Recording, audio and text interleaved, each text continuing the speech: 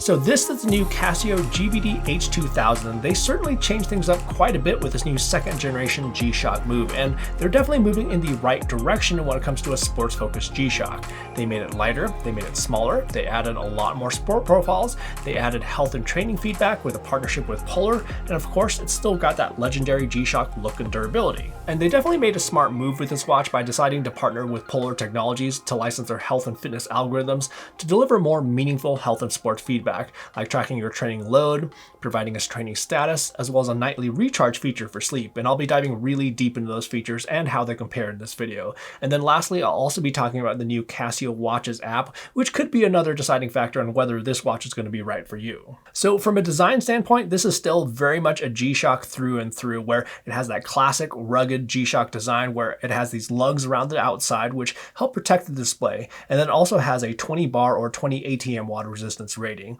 So from a durability standpoint, it doesn't disappoint, and in the 2+ months that I've been using it, it's been fantastic, and it still basically looks just like new, even with plenty of mountain biking, trail running, and hiking. Now, one big improvement from the previous generation, though, especially from a sports perspective, is that they reduced the size and the weight significantly, where this weighs just 63 grams versus the over 100 grams on the original H1000. Now, to achieve that lighter weight, they changed the construction around quite a bit, where it has a nearly all resin construction versus the original, which had quite a few stainless steel elements. Another thing that helps, though, from a sports perspective is the reduction in size, where this has a 52.5mm case versus about a 55mm case on the original, at least from left to right. And it's about 48.5mm measured diagonally versus about 51mm on the original. Oh, and then they also reduced the thickness by about 1.5mm as well. It's not necessarily super svelte from a thickness standpoint, but even so, that reduction in thickness was nice to see. That reduction in size and weight also does just make it much more usable from a sports perspective, where it's not only more comfortable to wear, but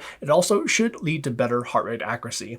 Optical heart rate sensors that are found on watches don't really like a lot of movement, so when a watch bounces around the wrist while doing sports, that can lead to inaccuracies. So that's where with larger and heavier watches, no matter how tight you strap them down, they may still move around on your wrist more than smaller and lighter watches. So that's where the smaller and lighter weight is a good thing. And then the other advantage of the smaller and lighter design is that the H2000 is just much more comfortable to sleep with than the previous generation. The original GBD-H1000 as well as the GSW-H1000, which are identical in size, are the biggest watches that I've ever tested, and they simply weren't comfortable to sleep with. And that's actually an important factor with the H2000 since it touts sleep tracking features from Polar, like their nightly recharge feature. And more details on that in just one bit. But with the H2000, I had zero issues sleeping with it, and I didn't notice it at all. Another aspect they improved with the H2000 is the strap design, where the new strap is much more flexible and it's just much more comfortable. They also changed the way the strap attaches to the case, which I think is another improvement, where it now rotates where it didn't on the original. But a feature that they did bring over, and this is very much a good thing, are these little wedges, and this helps the watch conform around the wrist and keeps it nice and secure. And then when it comes to usability, they kept with a 5-button configuration where the upper right-hand key enables the backlight, the lower right-hand key is kind of like a back key, the upper and lower buttons on the left-hand side are up and down keys, and then the middle left-hand button allows you to enter all the sport profiles. The buttons actually feel a little more positive and give a little more feedback on the original, but still, I didn't have an issue with the buttons on the H2000. But now let's get into one of the best things about this watch, the display. And that may sound weird since it's only a monochrome display, but from a readability standpoint, there's really not much else that gets much better than this. It may not be full color, it may not be enormous, and it may not have all the pixels in the world, but from a functionality standpoint, it's kind of amazing, and that's both indoors and outdoors. And I think the reason for this is that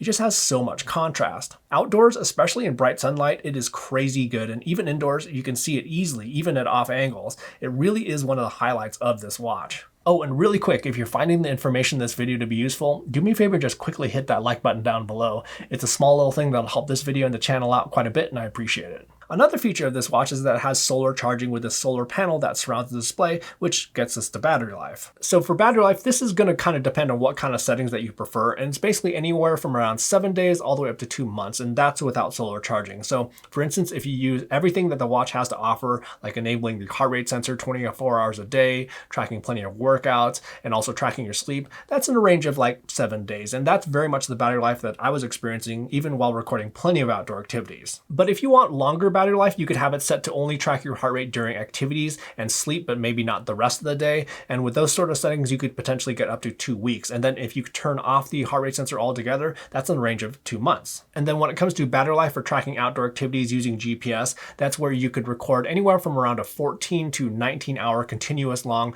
outdoor activity with a full charge. And basically the range is going to depend on your settings again. Now this actually is less battery life than the previous generation, which was one of the highlight features of the H1000. So that's something that didn't necessarily improve with the second gen. But just like the previous generation, if and when the battery does get low, it goes into a low power mode where it displays the time and can keep on doing so via solar charging. And then from a smartwatch perspective, it's able to receive notifications whether you're on an iPhone or an Android phone, but there's really no reply functionality or anything like that with either platform.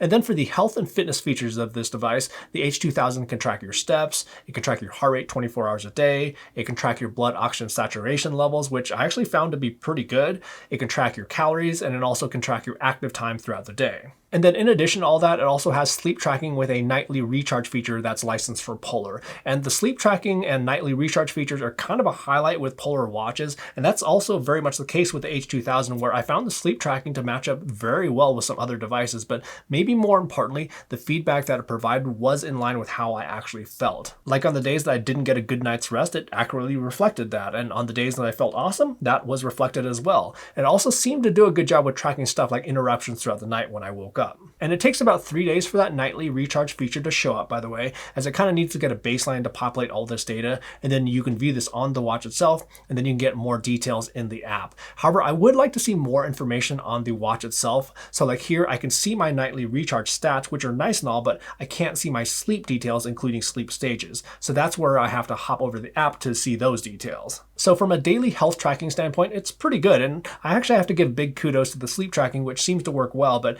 now let's talk about the sports and fitness aspects of this device. So from a sports tracking perspective, this is a massive upgrade from the original, where it tracks many more activities, where before it was basically just kind of one profile, which was kind of only designed for running. But with the H2000, there's road running, there's trail running, there's cycling, there's a gym-based workout profile, there's an interval timer that you could use for something like high intensity interval training, there's a walking profile, there's pool swimming, and there's even open water swimming. It isn't necessarily quite to the level of what you can find on other sports-focused watches today, but it is definitely a big improvement. And then you can also edit the data pages and the data fields on these sport profiles via the app, where there's basically 3 different data fields per page. So when it comes to the actual sports usage and how it performs, there's really 4 different categories I'm kind of looking at here. So there's going to be GPS accuracy in terms of how accurate it is in the total distance that was collected, as well as the finer detail of the GPS tracks. Then there's going to be altimeter accuracy in terms of how accurate it is in tracking elevation gain. Then there's heart rate accuracy, of course, but then there's also the training feedback that it provides using those Polar algorithms.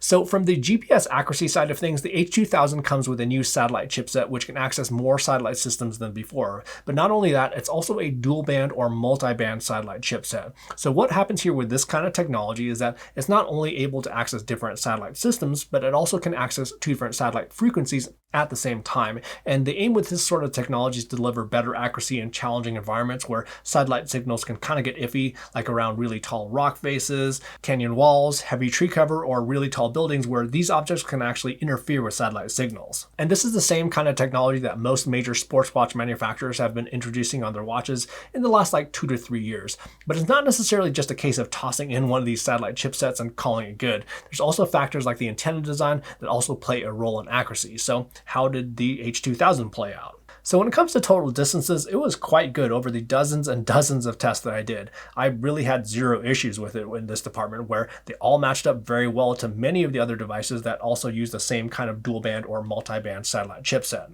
And then for the finer detail of the actual GPS tracks, overall pretty darn good here too, where there were no big misses at all. It never lost a signal in all my testing, and all the tracks were in general quite good. Now I did notice just a little bit of wandering though on a few of my tests. So like here on this ride, this was through a somewhat narrow canyon, and what you'll notice is that it cut in on a few corners here and there, and then it also overshot on a few corners. So not necessarily as accurate as some of the other devices I was using, but overall it was decent. Not really much to complain about. And then on the altimeter side of things, in regards to how well it did in tracking elevation gain, I kind of got mixed results here, where on some occasions it was spot on, and then on some others it was off. And in general, those off situations were recording too much elevation gain. And then when it comes to heart rate accuracy, there's currently no way to export this data from the app, so I can't do the in-depth analysis and comparison that I usually do in my reviews, but even so, I still do have plenty of examples for you here where we can at least compare how the heart rate graphs look over time with other devices.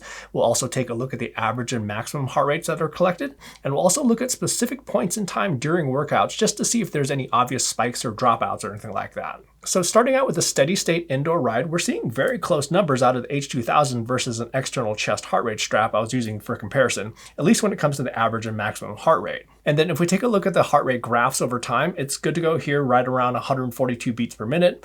At this point right here where I took a short break, that's also very similar. And then right here, it's also good to go as well. So very good stuff. And then moving on to something a little bit harder. So here's some intervals. And again, the average and maximum heart rate figures, those look really good.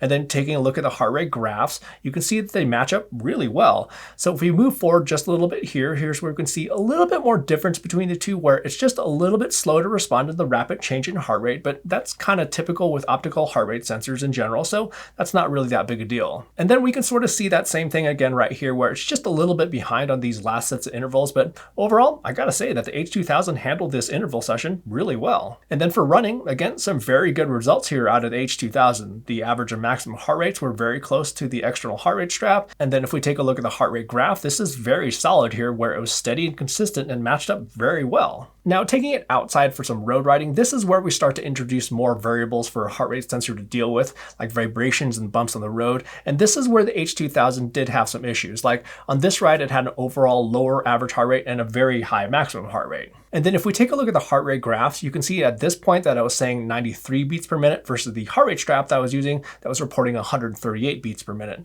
And then right here at the beginning of the ride, it had me at 188 beats per minute, where my real heart rate was 136 beats per minute. Right here, it tracked low again, but basically it's kind of easy to see where the Casio went wrong. And this wasn't the only situation where I saw this, by the way. It just didn't seem to handle riding outside very well in regards to heart rate accuracy. And then when it comes to weight training, there's definitely some deviations here where it didn't quite match up with the chest heart rate strap I was using, but funny enough, I didn't see any wild spikes like I did with riding outside. So it was kind of strange where on basically everything but riding outside, it was very decent. So it just doesn't seem like it handles that sort of activity well. So that's GPS, altimeter accuracy, as well as heart rate accuracy. But we also need to cover some of the training feedback that's provided with those polar algorithms, including the energy sources that are being used during a workout, as well as the cardio load and cardio load status figures. So when it comes to all of these metrics, meaningful feedback will rely on accurate heart rate data. And as we saw, that's really going to kind of depend on what kind of workout that you're doing. So for running an indoor workouts, it should be just fine. But for riding outside, that's where the feedback may not be as meaningful. So for instance, here's an indoor cycling workout where everything was basically equal, where the heart rate that was collected on the H2000 was right in line with an external chest heart rate strap that was paired with the Polar Pacer Pro I was using for comparison. And by the way, on all the following examples, I only had the Polar Pacer Pro paired to a chest heart rate strap. I didn't have it paired to a power meter, which can sometimes skew calorie calculations. I just wanted to compare the feedback based on purely heart rate data and cardio load. But anyways, getting back to that workout, we see that we have the same average heart rate, we have the same maximum heart rate, and basically the same cardio load. And the calorie calculation was also pretty close, but just about 5% less than the Polar, but still meaningful enough. And when it comes to the energy sources being used, again, not perfectly in line, but for all intents and purposes, it's still useful. And then here's another indoor workout where, again, when all things are equal, most things line up for the most part. The calories were a little bit short again, but still meaningful enough. And then when it comes to running, we again see extremely similar numbers for the H2000 versus the Polar Pacer Pro with calories, training load, as well as the energy sources being used. Oh, and I also wanted to point out here that the running index, which is basically your running VO2 max, was identical to the Polar, although a little bit higher than what Course reports and then lower than what Garmin reports, but still realistic and kind of in the same ballpark. But when it comes to road riding, well, I noticed something that was kind of a miss. So on pretty much all of those road rides, I was experiencing higher overall average and maximum heart rate figures, which should mean higher caloric burn, but that wasn't necessarily the case. So here's a nearly 2-hour ride where the heart rate that was collected on the H2000 was high for a good amount of the time on the ride, which resulted in higher average and a much higher max. And thus the cardio load it produced was quite a bit off. But what's interesting about this though is that it somehow produced a much lower calorie estimate for this ride. And overall, this was kind of the trend I saw with road biking, where I experienced heart rate that was higher than in reality, which resulted in inflated cardio load figures, but the calories burned were far lower. And your cardio load will feed directly into the cardio load status feature. So this is where, again, it kind of depends on the activities that you're doing and the accuracy of the heart rate that's being collected. So if you're doing indoor workouts as well as running, these figures will likely be meaningful. If you experience inaccurate heart rate for, let's say, something like road biking or mountain biking, those numbers may not mean a whole lot. Now, one thing that would remedy all of this, though, is if the H2000 could pair with an external heart rate strap, which unfortunately it doesn't have that capability. And lastly, let's talk about the app. So they're now using a new Casio Watches app versus the previous G-Shock Move app that was used on the H1000. And for the most part, all of your health and fitness information is presented a bit better than before, where it has this sort of timeline that you can access where it categorizes your life log, which is basically your daily health and activity metrics, where you can see your steps, your calories, activity level throughout the day, your cardio load status, as well as sleep metrics. And then you also have additional cards on this page for your nightly recharge status. And then you'll also have cards for individual workouts that you do, where, let's say with outdoor workouts, it shows your distance, time, calories burned, speed, elevation gain, heart rate data, cardio load, and then your energy used. And then you also have tabs over here to see your data in chart format, and then you can also see lap information. So that portion of the app, that's all well and good, but my big complaint though about the app is that every time you open up the app, it first lands on this page, which seems to me that its goal is to talk about the G-Shock brand more than anything else, where it has stuff like Instagram posts of other G-Shocks, not your My page with all your health and activity details. It does have this tab down here to manage your H2000 where you can change a bunch of settings on your watch, and then the last tab over is your My page with all your data. But with a watch that's meant to track all your health and activity data, this tab right here is the one that needs to be the first page that you land on. The priority just didn't seem quite right there. So when comparing this new H2000 with the previous generation, it's a big improvement in a lot of ways. The smaller form factor along with a lighter weight make it just much more usable and comfortable. The inclusion of the new health tracking features are also super nice to see, and I have to say that the sleep tracking was also quite good. The addition of more sport profiles is also a huge plus. The GPS accuracy was also quite good, and the heart rate accuracy was good for basically everything but riding outside. And while all the improvements are very welcome, if you compare the functionality to other sports watches in this price range, it does come up short. There's no music support, there's no external sensor support, the list of sport profiles, while better, could be expanded a bit more, and the app needs some work, with the big ticket item being the Strava support, especially considering what this watch is intended to do. And the nice thing is that the app, the Strava integration, and possibly even adding more activity profiles are things that can be remedied via a software update, which would help this watch a lot.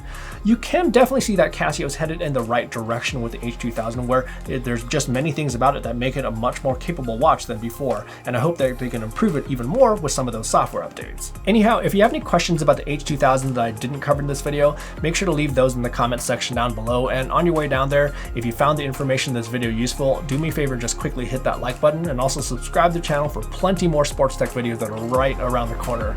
Thanks so much for watching, and we will see you in the next video.